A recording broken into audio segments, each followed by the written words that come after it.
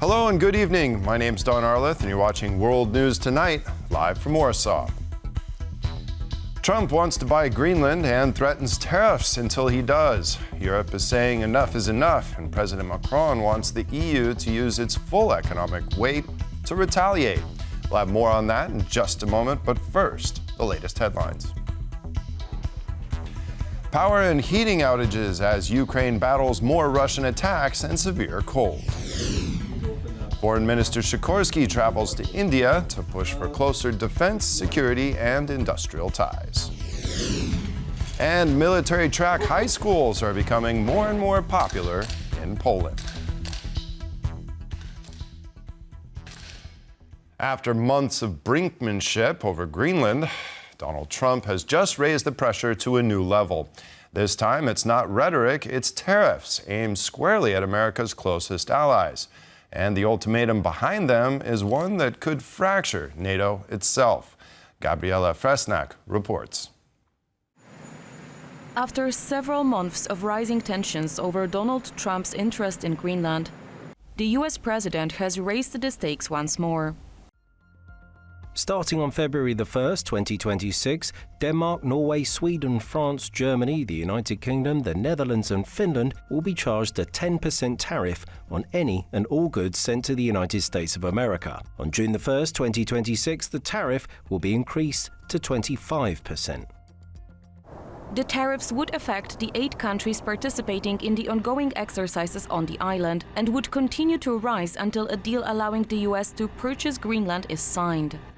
While the European leaders are no strangers to the threat of tariffs coming from the White House, they were quick to condemn the move.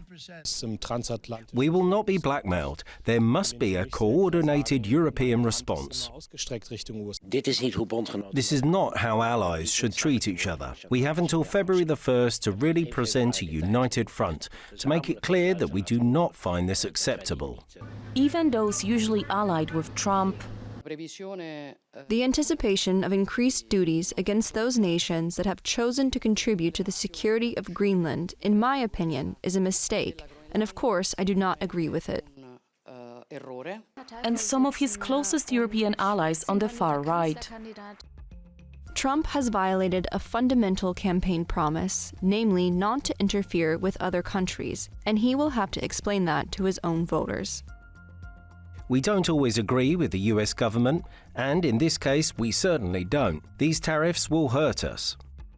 The EU leaders stress that the threat of tariffs only goes to benefit NATO's opponents. China and Russia must be having a field day. They are the only ones who benefit from divisions among allies. Tariffs risk making Europe and the United States poorer and undermine shared prosperity. Actually, what this has achieved is the very thing that President Putin would be enormously pleased with, which is actually a fracture within the NATO security alliance.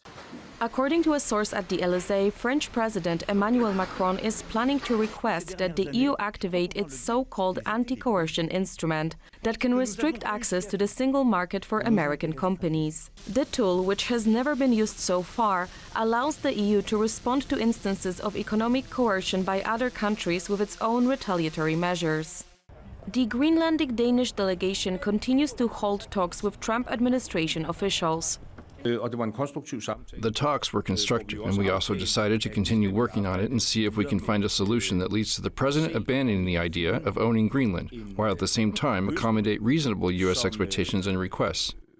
In response to Trump's threats of punitive tariffs, an urgent meeting of EU ambassadors was called in Brussels on Sunday in order to work out a united stance. The foreign ministers of Denmark and Norway, meanwhile, appealed to all parties involved not to forget the ongoing war in Ukraine. For TVP World, Gabriela Fresnak. Donald Trump keeps insisting the United States needs Greenland, not wants it, needs it. Warning that without the icy island, America faces a dangerous hole in its national security. At first glance, Greenland looks like a frozen afterthought at the top of the map, but shift your perspective and you'll see why this remote landmass may sit at the center of the next great power showdown. Konrad Gorlinski explains. Because we need Greenland for So why does Donald Trump repeatedly argue that the United States needs Greenland? We need Greenland for national security for that. That we don't have it. We have a big hole in national security, especially when it comes to what we're doing in terms of the Golden Dome and all of the other things. Sitting above the Arctic Circle, the island guards key sea and air routes linking North America, Europe, and the Arctic Ocean. This may not be immediately clear, as we're all accustomed to looking at the world map from this perspective. The U.S. here on the left, China and Russia all the way at the other end, and Greenland here, some insignificant landmass way up at the top of the map. But if we change our perspective and look at its location from above the North Pole, we can clearly see that Greenland is a critical buffer between North America and potential missile or submarine approaches from Russia or China. Now, the U.S. already operates the Pituffik space base on the island, supporting missile warning, space surveillance, and NATO defense. Greenland also lies along the Guyuk Gap, a key choke point used to track Russian naval movements into the Atlantic. If you take a look outside of Greenland right now, there are Russian destroyers, there are Chinese destroyers and bigger, there are Russian submarines all over the place. Now, Denmark disputes that assessment. There are Chinese and Russian vessels in the Arctic Ocean, but not near Greenland. Copenhagen insists it's reinforcing its role, announcing billions in new Arctic defense spending, including patrol vessels, drones, and satellites. And, though admittedly very small, several European allies have also deployed contingents to the island. Trump, however, remains unconvinced. Denmark is not going to be able to do it, I can tell you. I think that's a big thing. You know what Denmark did recently to boost up security in Greenland? They added one more dog sled. It's true.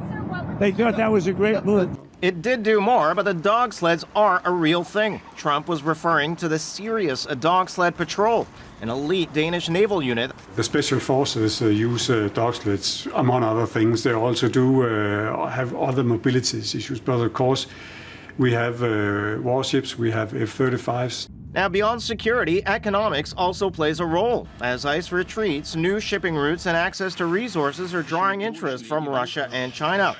Greenland has a mineral potential. Donald Trump is obsessed with breaking China's stranglehold on rare earths and critical minerals. So there's an element of geoeconomics. Greenland is rich in deposits of these rare earth minerals.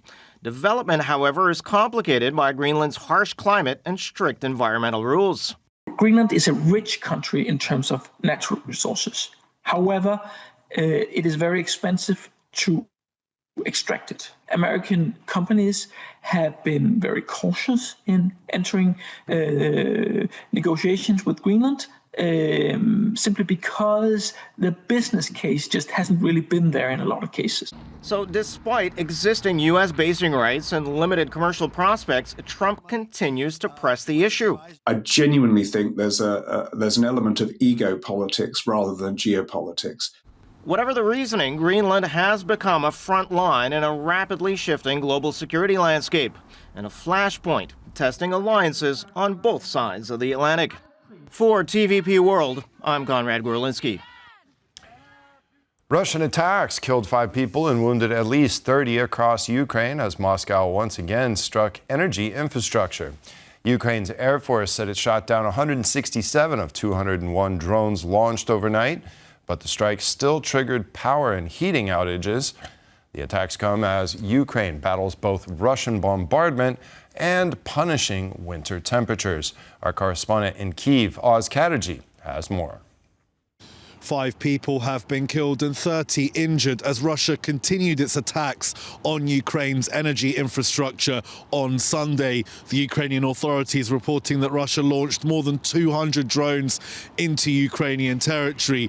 Power stations and electrical infrastructure was once again targeted in this attack, according to local authorities. Now, the state of emergency regarding Ukraine's power situation is still in place here in Ukraine, with the Ukrainian authorities struggling to make 30% of the country's demand for electricity, with rolling blackouts across the country as temperatures continue to be well below freezing, -12 here in Kyiv. Now, According to recent opinion polls, Ukrainians, despite this, are still determined not to lose hold of the Donetsk and Luhansk regions in any potential negotiations with Russia. And despite the attacks on Ukraine's civilian infrastructure and making life very difficult for residents of cities like Kyiv, many residents still are remaining resilient in spite of these attacks. Here's what some of them had to say. It's cold, there's no heating, and there's no water either.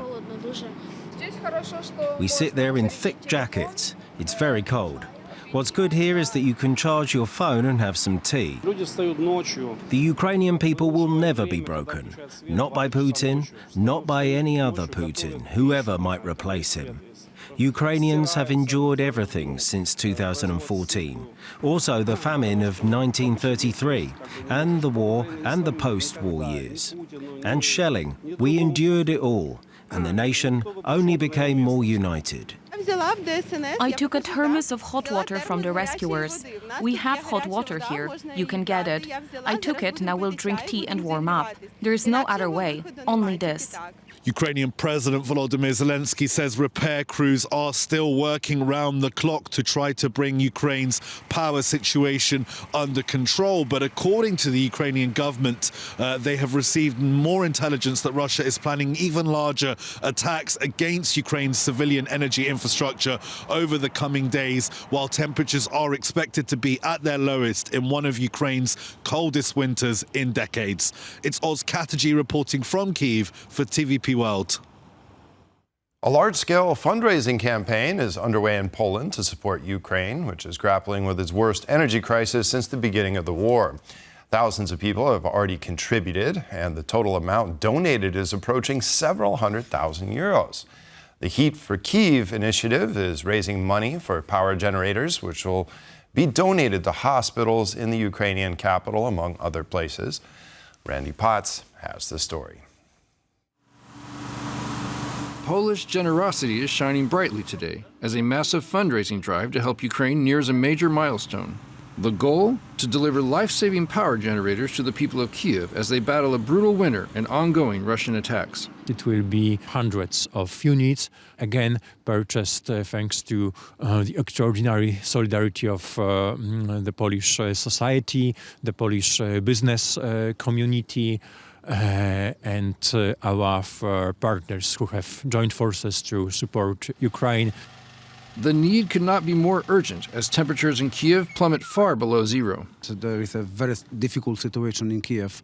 People are staying in the minus 20 temperature.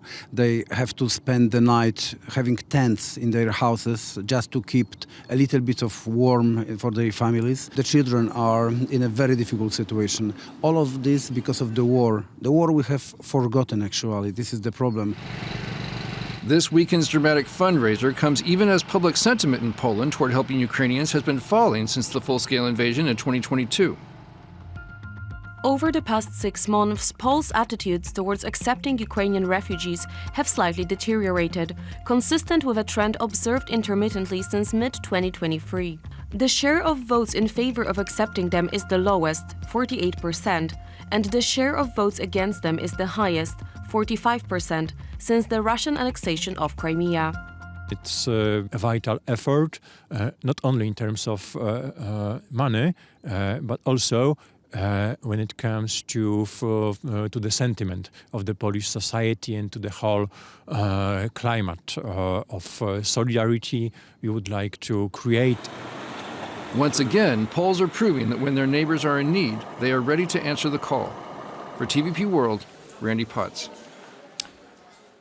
Russia is breaking treaties, waging hybrid warfare, and destabilizing the world. These were the warnings delivered by Radosław Sikorski during his speech in India. Poland's foreign minister is on a 3-day trip to the country where he will press for closer defense, security, and industrial ties, while urging support for Ukraine amidst Russia's invasion. Sonia Gata-Bishchan is in India and brings us this report. Security and economic cooperation. These appear to be the key discussion topics during Polish foreign minister's visit to India. And as one of his first orders of business speaking at the renowned Jaipur festival on Sunday, Radosław Sikorski cautioned the local audience about being overly optimistic and perceiving Russia as India's close ally. To anyone who believes that Russia can be trusted, I would like to remind you that Putin calls the Ukrainian people brothers and then murders them. I would also like to remind you that Ukraine and Russia have a border treaty signed by Putin. Let me also remind you of the Budapest Memorandum. If anyone is still unconvinced, please look at the facts. Ahead of the visit, Polish foreign minister pointed out that Poland and India do not have a unified view with respect to the war in Ukraine. So one of the key goals of his visit is to highlight the Polish and European perspective on the issue. Nevertheless, Sikorski also acknowledged that it is not easy for a country like India to distance itself from Russia. India has been purchasing Russian military equipment for decades, so we understand that India needs to buy spare parts. But on the other hand, as I mentioned in Paris, we're pleased that Indian refineries have reduced their reliance on the Russian supplier. So we hope that it means that India wants to contribute to a fair ending of the Russian aggression against Ukraine. Polish foreign minister's visit continues on Monday, and it is intended to strengthen the existing cooperation between Poland and India, building on the strategic partnership established between the two countries in 2024 during Prime Minister Narendra Modi's visit to Poland. From Delhi, for TVP World, I'm Sonia Agata-Wiszczyn. In Poland, thousands of teenagers start their school day in uniform, learning not only math and history, but how to shoot, survive, and respond under pressure. Military track high schools are growing fast, with around 30,000 students already enrolled nationwide. So what exactly are these young cadets being trained for? And where does this path lead once the final bell rings? Alex Sumlinsky reports from a military high school in Wołomin. Meet Gabriela and Henryk, cadets at the Polish military high school named after the 111th Fighter Squadron near Warsaw. They are taking apart and putting together an AK-47 rifle. After the theoretical part, it's time to put the acquired knowledge to practice at the school's laser shooting range.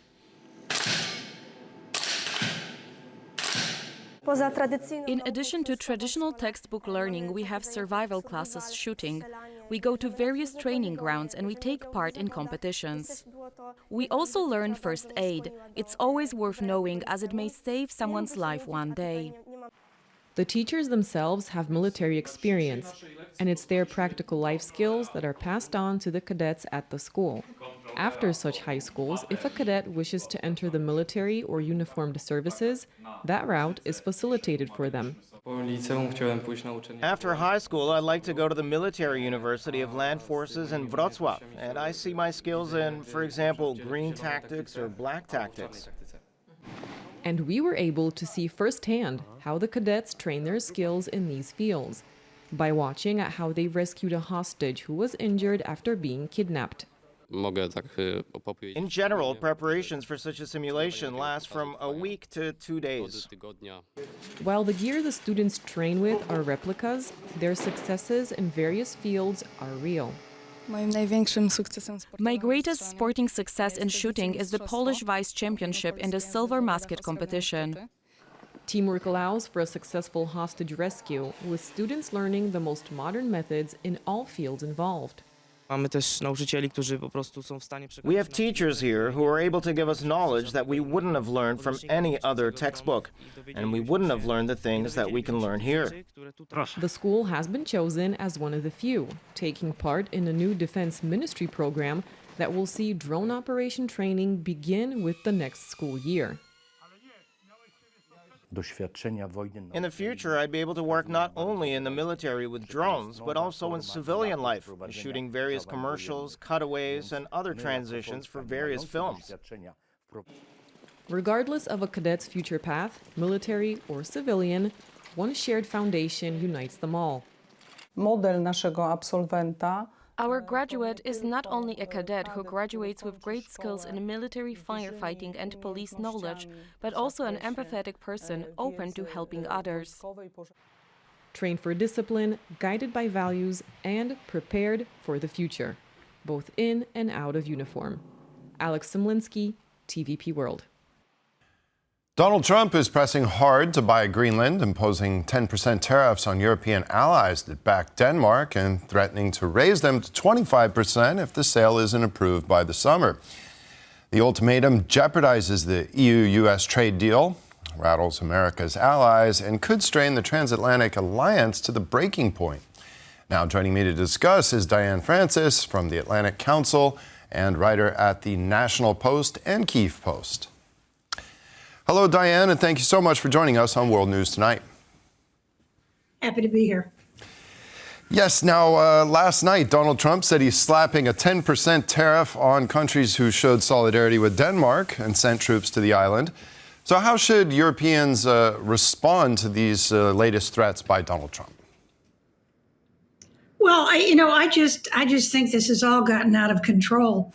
At some point, I would blame probably Denmark and Greenland for rebuffing Trump's,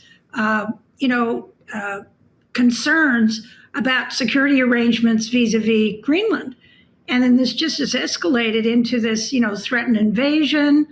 And now, the business with tariffs and Europeans sending troops to guard Greenland. I mean, the whole thing has just escalated out of control. And the point is that, Trump is not inaccurate.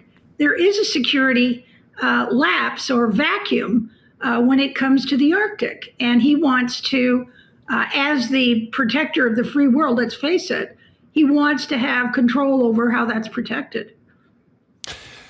Indeed, he does. And we had an explainer at the beginning of the program. It shows some of the legitimate concerns there that the United States has over Greenland. Yet here in Europe, President Macron has said that the EU's anti-coercion instruments should be enacted. These include tariffs, export controls, restrictions on intellectual property and investment flows, and even blocking access to the EU's single market. So is there leverage here that can be used, or is this going to be a move that would really make us completely spiral out of control? Well, I think it's ridiculous to do tough talk like that. We're talking about the elephant and the mouse. The United States is powerful. It's bigger than anybody. It's stronger than anybody. And he's not being unreasonable. It's not like he's not willing to spend money and to, assign security forces and budget toward the protection of the Arctic region, which is to the benefit of Greenland, Denmark, and all of Europe, as well as the United States. So I think a lot of posturing is going on. I think that's a real problem. And of course, you can't out-posture Donald Trump because he's got all the cards here.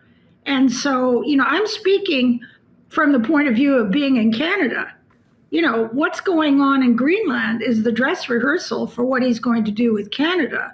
And he started to put pressure on us because we, too, have a big, empty, unprotected Arctic coastline, the biggest in the world, next to Russia.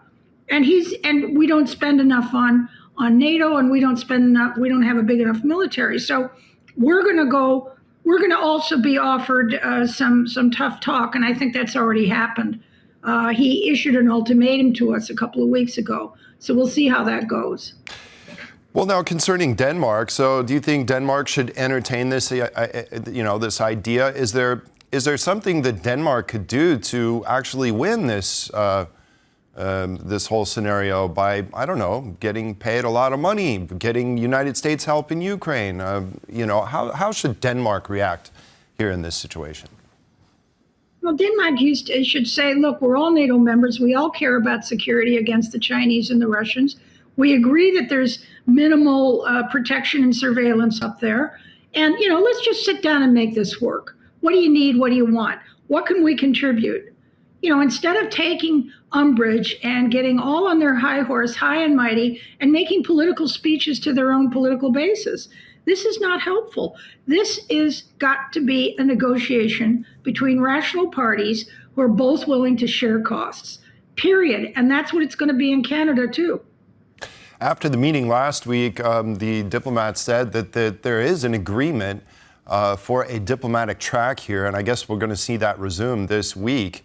What should that process look like? And do you think that the diplomats are going to be staying a little bit longer than they anticipated there in the United States? Well, I think that this is between the U.S. and Denmark, also, I guess, the European Union. And, they just got to sit down and work out an arrangement. Denmark already allows the United States to put military bases virtually at will wherever they want to go. Now, he's also seemingly interested in the resources in Greenland. And of course, that also is something he would have access to if he chose to do it in a commercial way. And that he needs to negotiate with Greenlanders and Denmark. So the whole thing is just, I think, spiraled out of control. Now, Trump doesn't help because he annoys everybody. He gets everybody else stoked and angry. Then they come back trying to be the big boy, but there's no bigger boy than the United States. Sorry, but that's the reality. It is a harsh reality. There's also, arguments out there that the United States has paid for European security for decades, and this is the gratitude it's being shown right now. So I imagine that there's a case to be made for that. But I'm really wondering right now how Russia and China are likely to use this scenario to their benefit. They can't. They can't. I mean, by the way, Putin loves this spat. He loves this division. He loves the fact that, they're doing his dirty work for them by fighting amongst each other. The U.S. versus Denmark versus all the countries in the EU. Look, the point is, he's asking permission. He's asked permission to have a blank check so he can spend billions of dollars to defend Greenland, the airspace in the Arctic, and over Europe. I mean, that's what it is. He's not demanding a fortune from Denmark. And because of the pushback, then he's also escalated and said, okay, well, if you're not willing to sit down and make a commercial or military arrangement, I'm just going to invade you, or I'll buy you. Yeah, it looks like buying right now. At least initially, but you never know which way this is going to head. Well, we saw this bipartisan group of senators meet with the Danish and Greenlandic officials. Do you think it's possible that members of Congress would seek to constrain Donald Trump over Greenland? Well, they can't really. Yes, they would. And, but it's a very kind of dysfunctional republic right now.